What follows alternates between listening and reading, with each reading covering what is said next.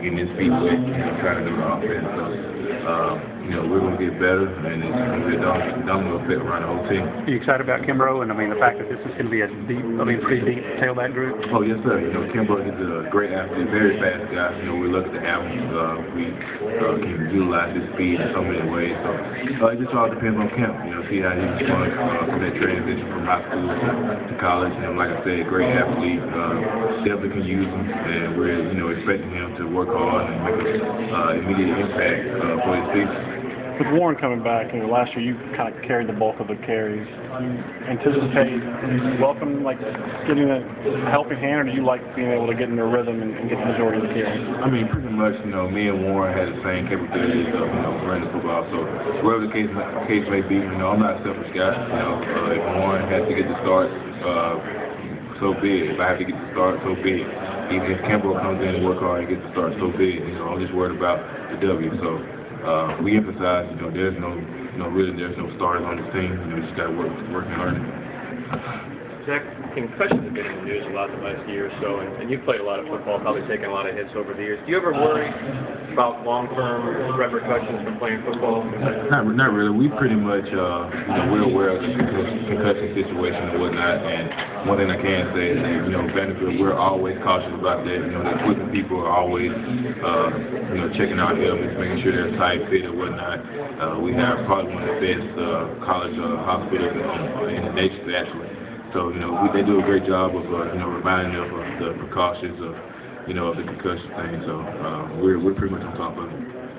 You used the close losses last year, probably for you, the Arkansas game in particular, as a motivational tool as to what could have been and maybe what can be. Oh, yeah. Definitely from a stat standpoint, most of those losses were, less than 5 points. So not only does it give us confidence that we can, compete with the Georgias and LSU and Florida and whatnot, it's definitely a confidence booster on us. So, and that's something that Coach Franklin has been instilling in us since we got here, just being confident, and confidence leads to victories. You talk about Coach Franklin, a lot of people would still view his coaching tenure at Vanderbilt in its infancy. He's just been here a year, but when you look at how far y'all came, how many starters y'all have coming back, this certainly isn't a program that's being looked at as one that's taken a lot of people are looking at this team as a team that can be competitive and challenge for big things this year. It's really a reflection of Coach Franklin, what he's done. Like I mentioned earlier, he's done a great job of just changing the overall atmosphere, not only around this football program, but in the fan base community and whatnot. And it can even lead back to recruiting. Now we're getting big time recruits, a couple 3-star, 4-stars are seeing the progress that we're making at the Vanderbilt program. And honestly, if I was a recruit looking back on it, I most definitely love to come back and get the best of both worlds, competing in the best conference in the nation, and having a chance to get a good quality education at the same time. Are you surprised at how fast he has been able to change that culture? I'm not really surprised at all. I feel like a lot of it is just confidence because the guys on last year's team was pretty much the same guys we had the previous year before. So it was just us, pretty much just him instilling in us more of the want to be successful, throughout the season and whatnot, and within ourselves as well. That coach said that he wouldn't define or think of Tennessee as your rival right now. He said he didn't think it was competitive enough. I'm just curious, how do you view the Vols and that interstate things, between the two? Oh yeah, we all know what what they state for the Tennessee Vanderbilt rival game, but at the same time, to me, it's not really a rival because it's just the next game. It just so happens to be Tennessee. So, but at the same time, as well, we're not really worried about Tennessee. Tennessee's on down the road. Only thing we're worried about is South Carolina. And I'm sure that all 7, any loss last year is one that's going to stick in your craw in the offseason, but that one have a little extra lingering effect on it, the way the game ended, and it would have been a win there. It's just a big deal for the program. It's just one of those things. How the game of football works. In any sport, really, somebody has to lose, somebody has to win. You can't really dwell on it. It's in the past. We're a team that just don't dwell on the past. We just move forward. So when that time comes for us to worry about Tennessee or the different opponents that we lost to, we'll worry about it then. But at the same time, we just worry about South Carolina. Right. And when it comes around, I know this is later in the season, you don't want to look ahead, but to know you're getting them in your house, and Coach talks about building the brand in Nashville and getting more black and gold to be able to get that game in your building, a little vengeance. Yeah, so that's one thing that he does a great job of, is promoting Vanderbilt in a sense. So, but at the same time, we're not going to change anything. You know, we're going to come out with the same mentality, which is, you know, dominating all phases of the game, regardless who we're playing. Does Coach ever stop talking? Never? Not really. You know, I mean, I'm used to it now because, you know, he's always making good points. You know, Coach Frank is not only a great coach, but he's also a great mentor. He always says the right things. You know, it kind of don't make sense at first, but once you realize, you know, hey, in the long run, you know, that does make sense. So he's just a passionate guy about the game. Like I said before, you know, with him being so young, you know, we relate to him about anything. So pretty much a guy that'll fight for us as players. You know, anything that we need, he'll accommodate for us. So we're lucky to have him. Last year he talked about, you know, this point, trying to get y'all to buy in. He was just talking and hope y'all bought in.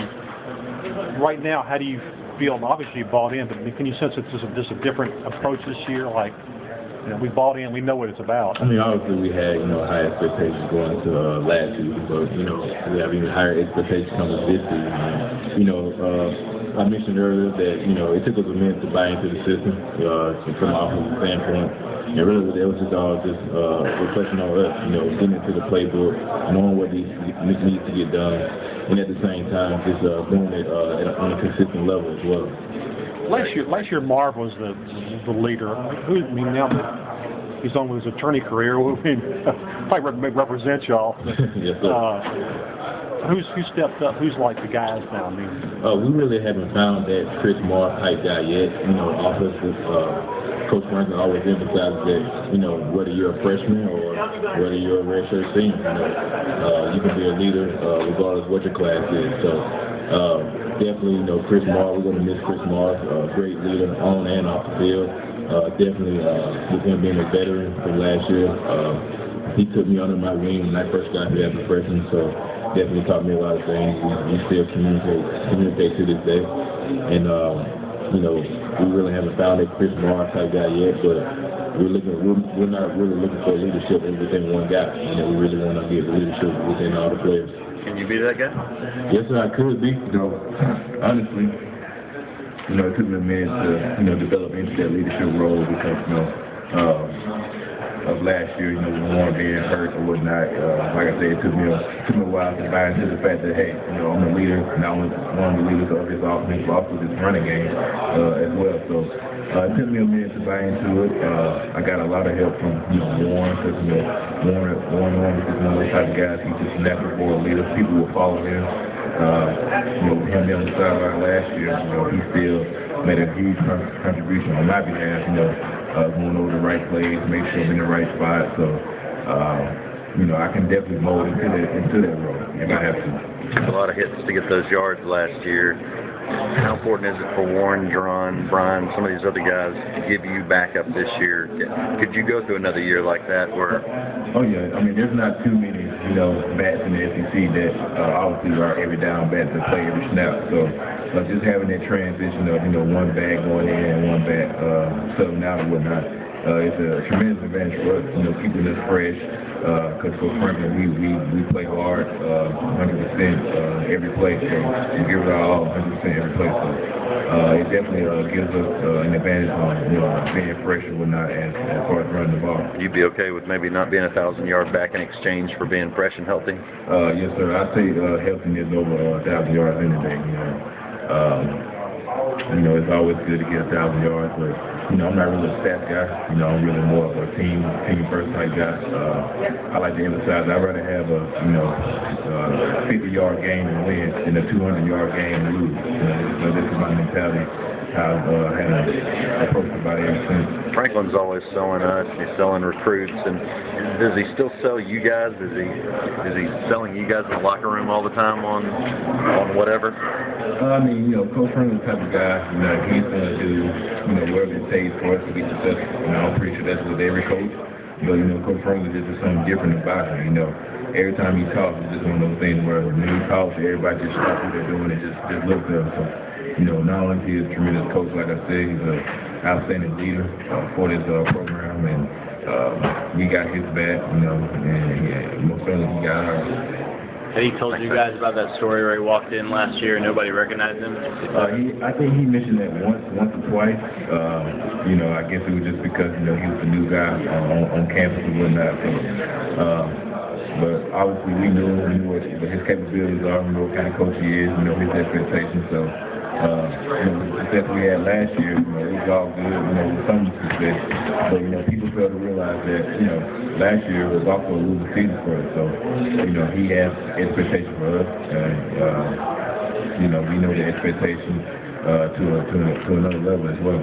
How much do you think Jordan Rodgers has improved since after he took over the starting job and some of his development? Oh yeah, Jordan Rodgers, he got thrown in the fire actually at playing against Alabama last year, and he did a decent job there trying to get him back in the game. And I feel like with that he got better each and every week. So Jordan Rodgers is a great leader on the offense.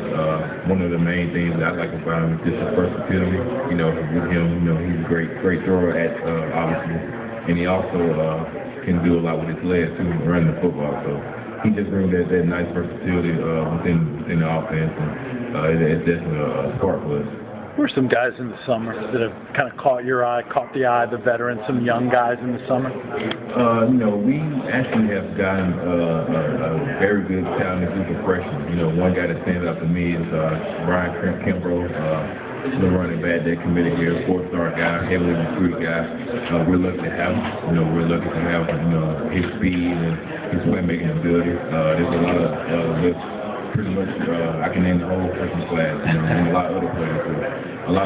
One guy that stands out to me is Chase Garner. Chase Garner is stepping over to that leadership role for the defense. Pretty much he's the feel the shoes type guy from Creek tomorrow. So I'm looking forward to seeing him play, see how he do. So like I said, I can name a lot of guys on the team that are making tremendous strides, tremendous impact for the program. But overall, we're gonna get better. As a team, we're gonna get better here quick. Do you sense after